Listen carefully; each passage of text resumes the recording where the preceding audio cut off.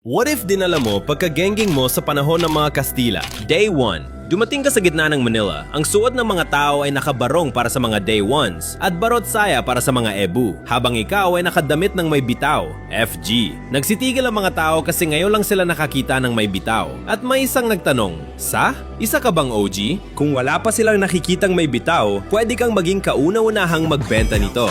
Day 2. Nagtayo ka ng tindahan para pumera. Hoodies, baggy pants, jorts. Nagsitinginan ng mga tao sa tindahan mo. May isang bumili, tapos boom! Pagdating ng hapon, lahat gusto na ng may bitaw. Day 3. Pumunta ka sa isang supplier. Ipinakita mo mga designs mo, hoodies, shirts para sa next drop mo. At sabi ng supplier, G, sabay tayo sa paglipad ng eroplano ka? Day 4. May isang lalaki ang lumapit sa'yo at nagsabi, ang kadakilaan ba ay galing sa pagka-youngstana o sa puso? Binigyan mo siya ng fit at sinuot niya.